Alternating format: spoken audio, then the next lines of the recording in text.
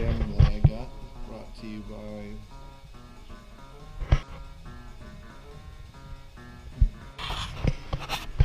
oh no, that's an essential tool. Alright guys, so this is what I got when I unboxed everything.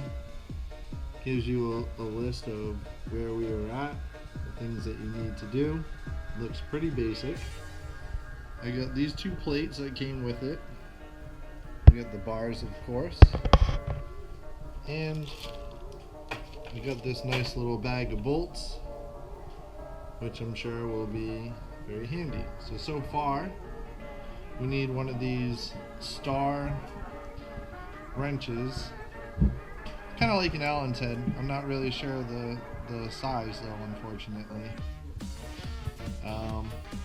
This is what it looks like. Get some better lighting here. Whoops. Very simple. What it does is it fits these right here. Goes all over the bike.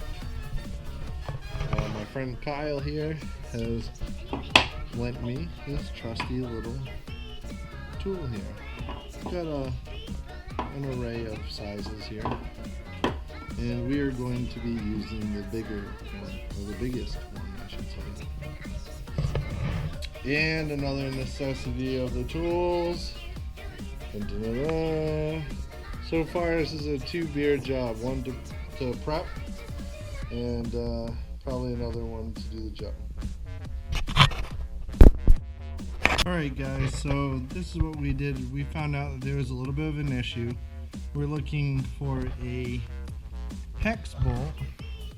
The fitting for it is going to be a T45. We had to run to the store to go get one, but essentially what we did is we took this out and we used our good old coal bolt here from your local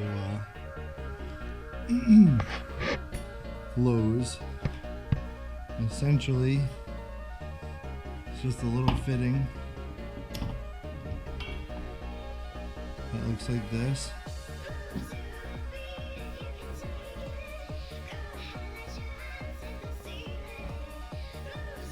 So this is considered a T45. This is your standard fit for all your Harley stuff. Once again, give it a good look.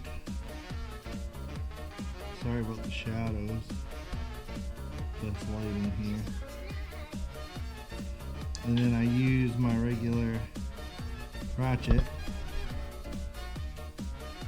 Put it in the end. Put it in. And then wrench away.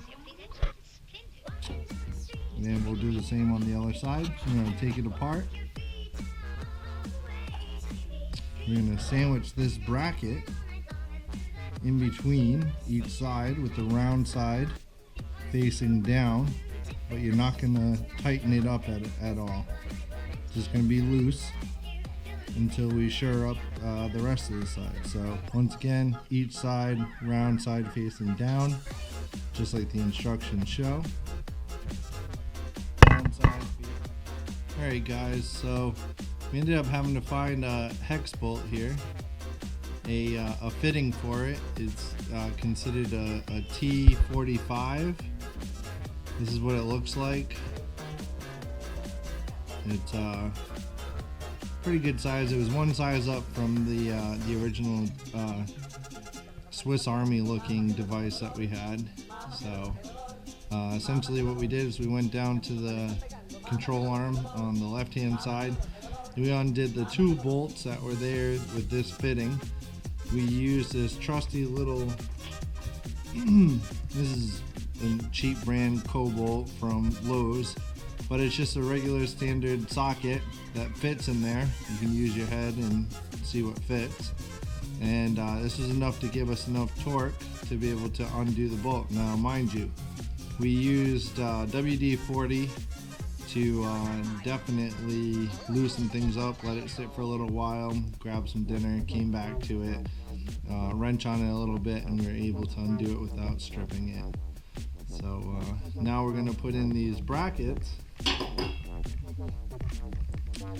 On this particular side,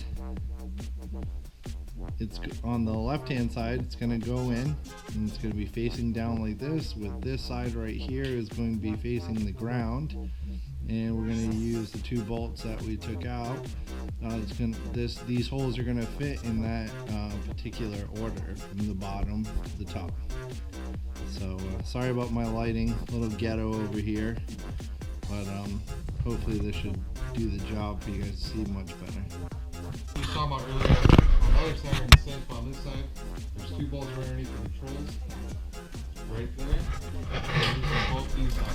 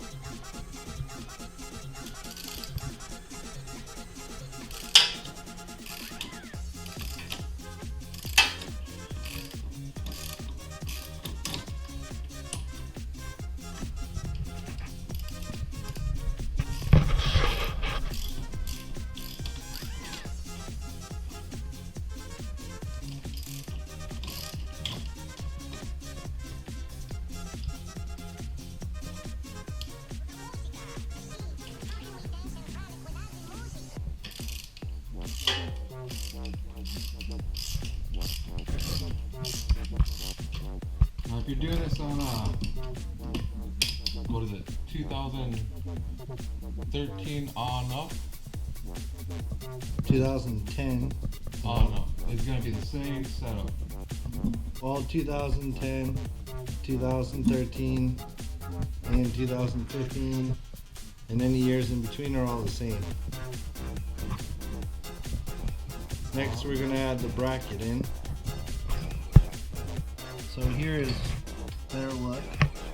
Here's the assembly that we had. A brake line assembly. There we go. Took the bolts out.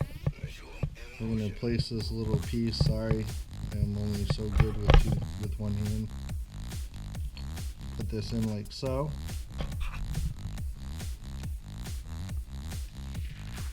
And then we'll use the existing hardware to bolt this down. Alright, so the instructions had said not to tighten this down too much, but this is pretty much where we're at. Sorry about the lighting here. There we go. So we still got it wiggly enough. It's not too set in. And we're gonna attach this top bracket over here to this hole in the frame right here. Or it's not even a bracket, I should correct myself, it's like a bolt and a nut. So this is the hardware that was given to us that came with the setup here. It consists of 6 washers, 3 Loctite nuts, and then 3 bolts. Up, it goes into the top of the frame just underneath the steering lock. There's a hole naturally there, so it'll come down.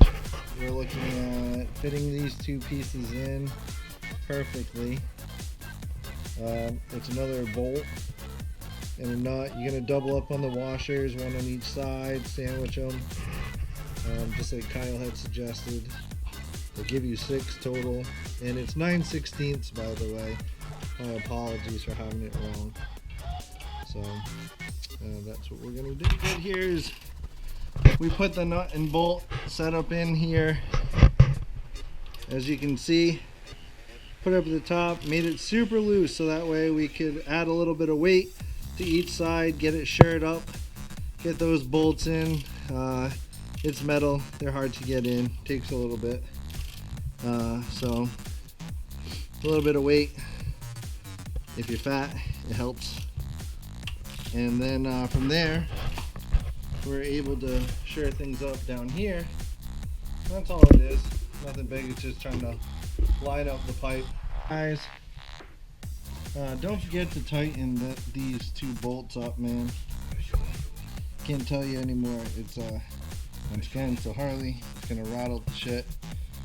So you might want to keep your tools with you on hand, just in case you do come to a situation and your peg or your brakes or whatever comes off, or your gear shift. You want to make sure you can put it back together.